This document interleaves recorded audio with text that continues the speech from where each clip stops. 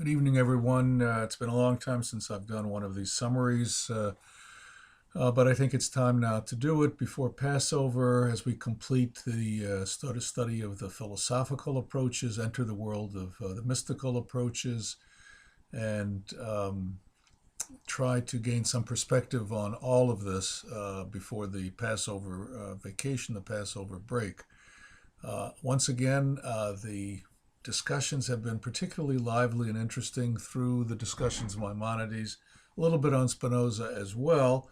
And I think many of you did have seen the kind of connections that I saw with regard to both Spinoza and Maimonides. Just to say a few words about this, and again, I think your comments have been right on target. Um, It looks like for Spinoza and Maimonides, they share a position on this that there is no such thing as evil. Evil is, in many ways, the absence of good. As with Rambam, things don't exist to serve humanity, they exist to serve themselves. And that's why Spinoza talks about the refuge of ignorance. I think there's a different translation here that sort of God becomes the refuge of ignorance. Anything we can't figure out the reason for, we just say God did it, but not just that God did it. God had a reason for doing it. There was some reason why this thing happened or that thing happened or whatever. It's also the concept of deus ex machina, that whenever you can't figure out a reason, you say, well, God is the one who did it.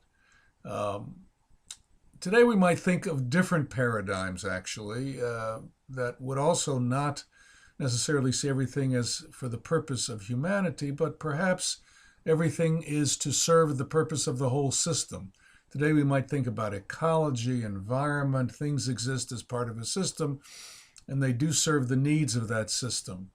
There was an attempt once to think about wars and natural disasters as necessary functions of the system, sort of they take care of themselves, because these things reduce the number of people in the world and thus enable the system to survive and sustain itself and move into the future.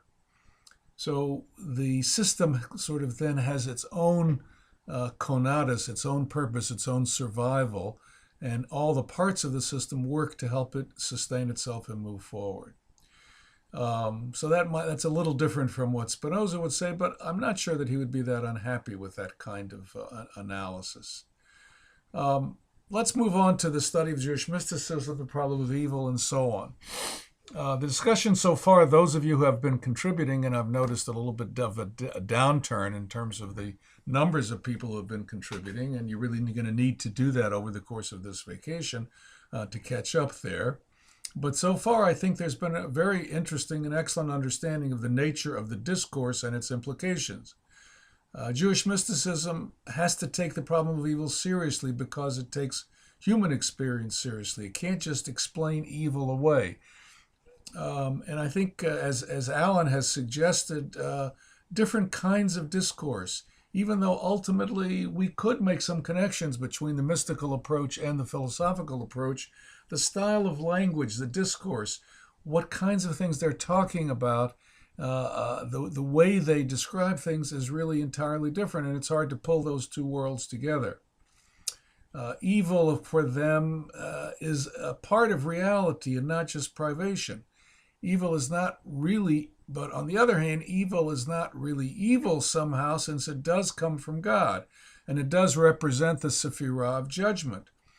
How can all these things work themselves out? Because mysticism is much closer to Midrash and is not bothered by contradictions, as Michael and Alan have noted. Mysticism has a system unlike Midrash, but it also has stories, and stories are unique, individual, and with plot lines and characters.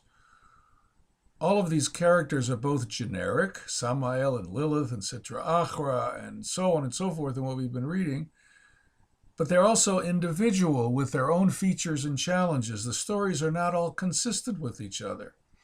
We read in Chavruta today and yesterday about the female counterpart to the Samael. She's actually not called Lilith in this little section from the Zohar. But at one point, this female counterpart to Samael becomes a male warrior, and he kills he slaughters the shoted, the fool. That is the man who was seduced by the female side of the Samael. So was it the female who slew the man in the form of a male warrior? Was it Samael himself who became a woman and then a man, and so on? The mystics aren't worried by this. It's not a problem for them. They can have sort of shape-shifting, as some people have said, forming, going from one thing to the other. That's really not the point. For the mystic, evil comes in many forms and from many places. It does seem to be related to judgment and justice. What is the relation between these two? And what is the relation between God and the Sitra Achra and Samael? Is Samael an agent of God? How can he not be? If so, how can he be evil? How can Samael be evil? These issues are worked out in the Zohar and other mystical tracts, and they are worked out through different stories about the Sefirot or about the demons or about Lilith and Samael. So, as I said, the discourse is quite a different discourse that we saw certainly from among the philosophers. And it's written, as we said, in the form of stories. And there's not really much worry about things, not so much, about things contradicting each other. The other thing that we discovered in Chavruta is that the stories about evil and about the Samael and about Lilith and about all of these can be internalized in some interesting ways. We all experience the power of Lilith, the power of Samael. We all experience the kind of seduction that we saw in the first of the text that we looked at, that sense of then being ensnared by the seductive presence of whatever that might be and hard to pull oneself out. And that can lead to great disaster. If we go back to Mackie, it seems to me the mystics actually want to hold on to all of the three principles, but I would add another one. Let's make it 4 principles. Justice is the 4th principle. Benevolence and justice to go along with omnipotence and the existence of evil. God is good and God is just, but can he be good and just at the same time? Are goodness and justice the same thing? Is justice really the source of evil in this sense? Maybe goodness is the source of evil. Evil seems to come when justice is not tempered by goodness or mercy. Are mercy and goodness the same thing? All of these questions are raised in the mystical mind, and they are answered by reverting either to stories or to the arcane theosophy of the Sefirot and the emanations which come from the Sefirot. So not a whole lot of answers, but I think ways that you have yourselves gotten into this. And from my perspective, this mystical material, while it's arcane, a little bit bizarre, it is compelling. Stacy talks about that it's compelling as she reads it, and I find it somewhat compelling as I look at it. This kind of apotheosis, making these principles of evil, the male and the female and so on, into actual forces that come after us. That is a way that we experience the world.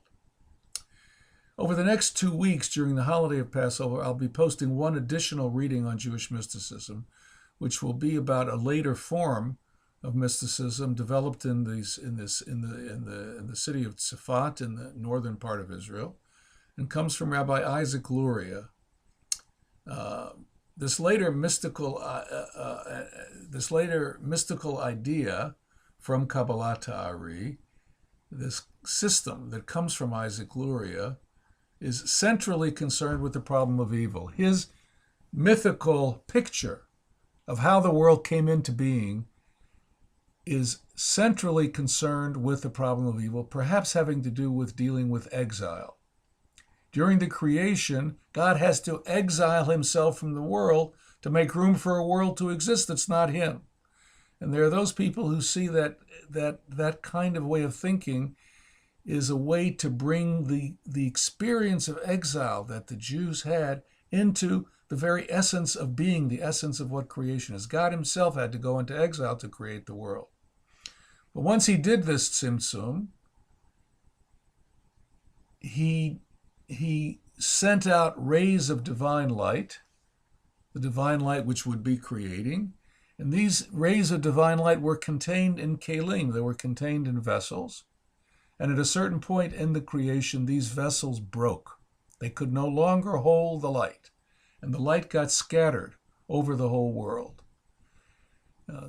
As you'll read in the essay by Lawrence Fine, it's a lot more complicated and more interesting than that. But in the end, it is our job to redeem these sparks and return them to their source. You'll read about this in the chapter from Fine. I'll be posting 1 or 2 discussion threads on this, but otherwise no new work over the next 2 weeks. When we return from the Passover vacation, we will turn to the 20th century and deal with the Holocaust and attempts to come to terms with the problem of evil in what is the most difficult context for Jews ever.